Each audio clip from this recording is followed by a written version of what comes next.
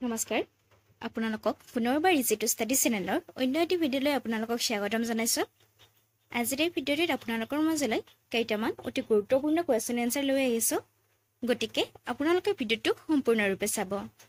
আজিৰ ভিডিঅ'টিৰ প্ৰথমটি কুৱেশ্যন হৈছে অসম সাহিত্য সভাৰ মুখ্য কাৰ্যালয় কোনখন জিলাত অৱস্থিত? অসম সাহিত্য সভাৰ মুখ্য কাৰ্যালয় কোনখন জিলাত অৱস্থিত?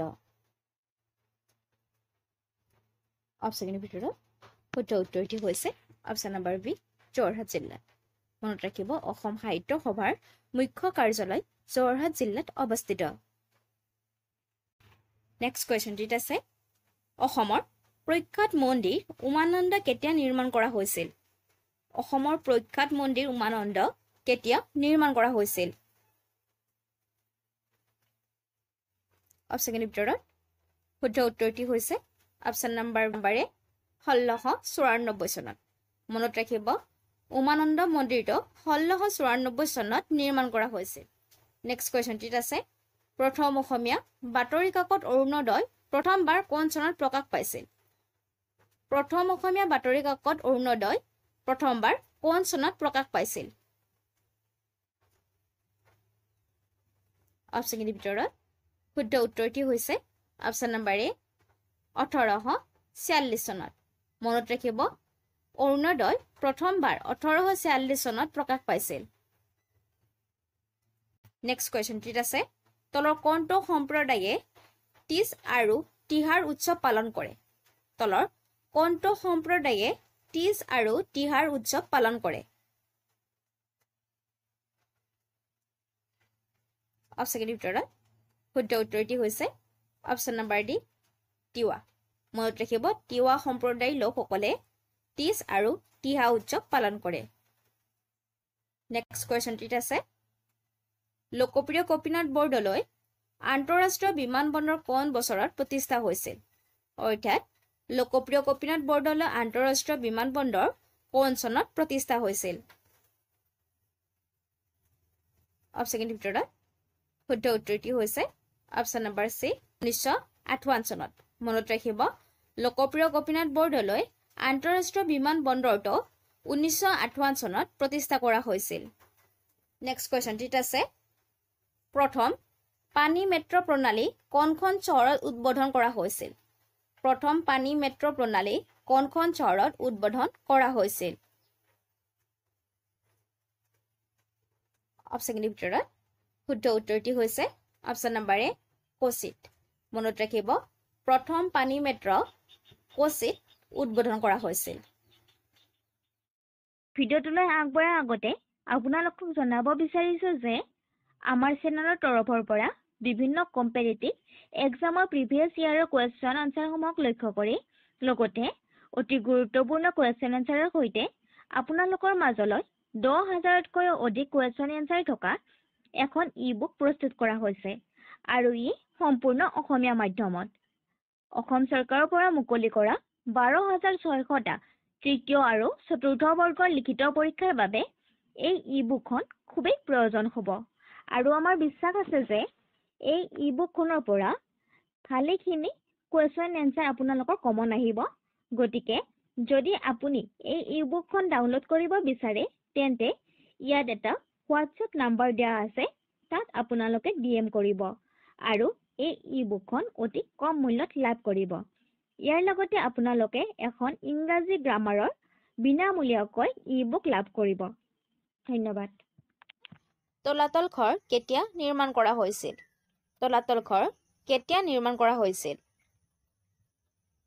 অপশ্যনৰ ভিতৰত শুদ্ধ উত্তৰটি হৈছে অপশ্যন নম্বৰ বি, 1765 চনত। মনত ৰাখিব, তলাতল ঘৰ 1765 চনত নিৰ্মাণ কৰা হৈছিল। নেক্সট কুৱেশ্যনটিত আছে গড়গাঁৱৰ পুৰণি নাম কি আছিল? গড়গাঁৱৰ পুৰণি নাম কি আছিল? অপশ্যনৰ ভিতৰত শুদ্ধ উত্তৰটি হৈছে অপশ্যন নম্বৰ বি, হেমেনবাৰী। মনত ৰাখিব, গড়গাঁৱৰ পুৰণি নাম আছিল হেমেনবাৰী। নেক্সট কুৱেশ্যনটিত আছে চকৰিফটি বুৰঞ্জীৰ লিখক কোন? চকৰিফটি বুৰঞ্জীৰ লেখক কোন? অপশ্যনৰ ভিতৰত শুদ্ধ উত্তৰটি হৈছে option number D Numali Borgohain মনত ৰাখিব চকৰি ফটি বুৰঞ্জীৰ লিখক হৈছে নুমলী বৰগোহাঁই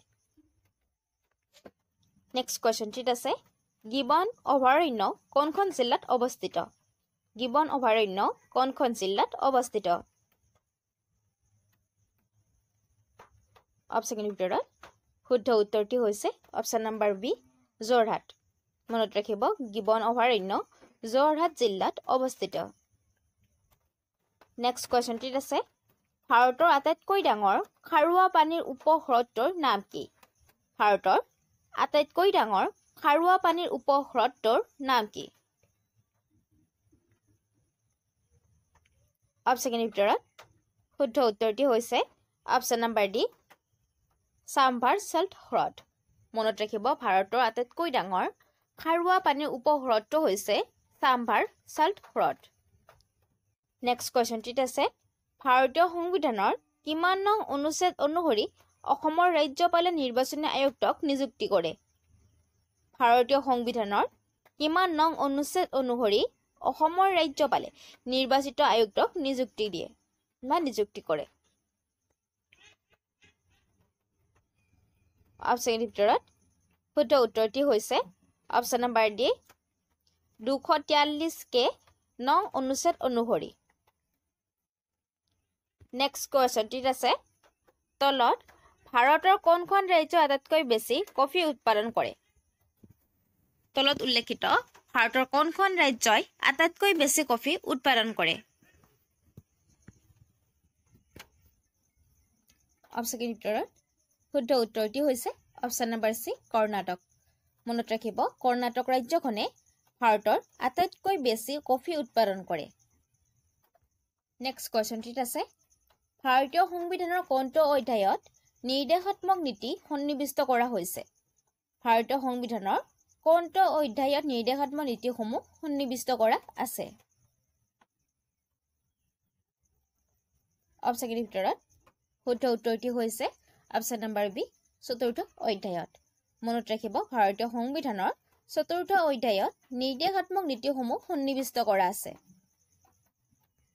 নেক্সট কোৱেশ্চনটিত আছে অসহযোগ আন্দোলন অসমত কোন চনত আৰম্ভ হৈছিল অসহযোগ আন্দোলন কোন চনত আৰম্ভ হৈছিল অপশ্যন ভিতৰত শুদ্ধ উত্তৰটি হৈছে অপশ্যন নম্বৰ ডি 1920 চনত মনত ৰাখিব অসহযোগ আন্দোলন 1920 চনত আৰম্ভ হৈছিল নেক্সট কোৱেশ্চনটিত আছে কোন ঠাইক অসমৰ নৱদ্বীপ বুলি কোৱা হয় কোনখন ঠাইক অসমৰ নৱদ্বীপ বুলি কোৱা হয়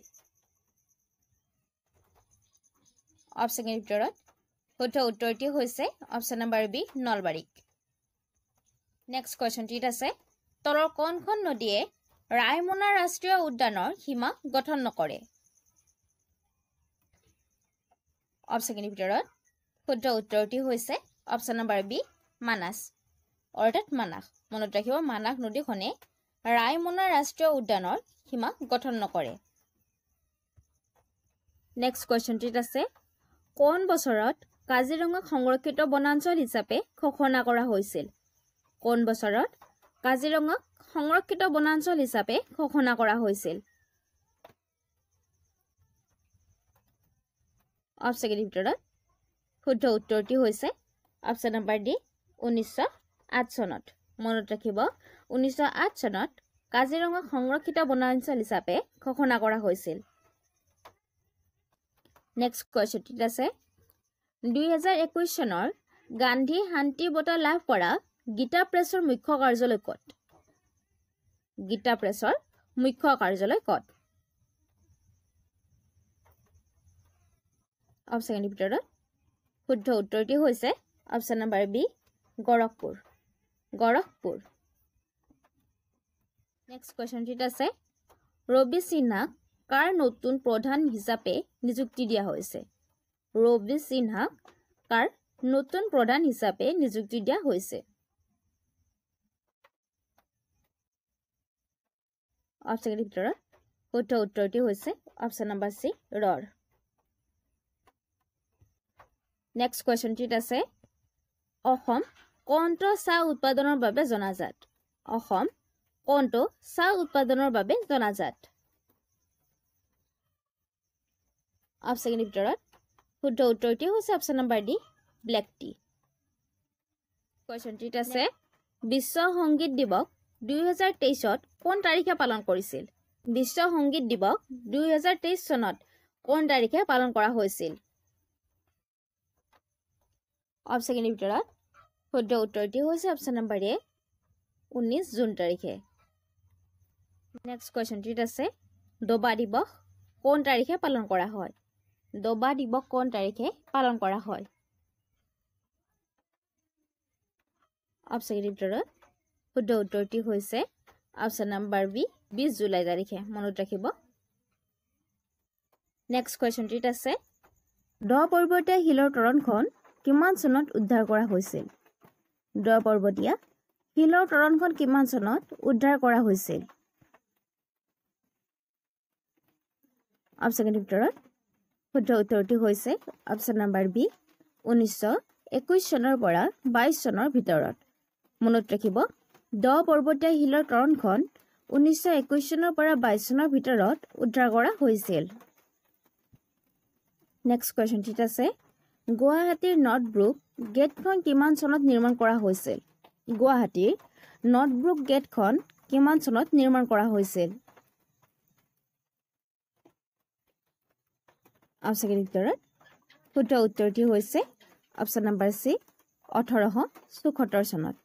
মনত ৰাখিব গুৱাহাটীৰ নৰ্থব্ৰুক গেটখন 1874 চনত নিৰ্মাণ কৰা হৈছিল।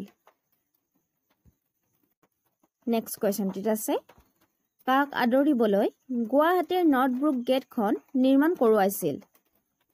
কাক আদৰিবলৈ গুৱাহাটীৰ নৰ্থব্ৰুক গেটখন নিৰ্মাণ কৰোৱাইছিল? অপচনৰ ভিতৰত শুদ্ধ উত্তৰটি হৈছে অপচন নম্বৰ এ লৰ্ড নৰ্থব্ৰুক।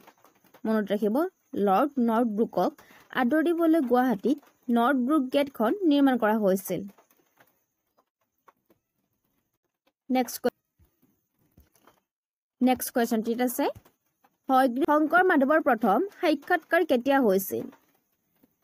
অৰ্থাৎ শংকৰ মাধৱে প্ৰথমবাৰ কেতিয়া দেখা দেখি হৈছিল? অপচনৰ ভিতৰত শুদ্ধ উত্তৰটি হৈছে অপচন নম্বৰ চি 1522 খ্ৰীষ্টাব্দত। মনত ৰাখিব শংকৰ মাধৱৰ প্ৰথম সাক্ষাৎকাৰ 1522 খ্ৰীষ্টাব্দত হৈছিল।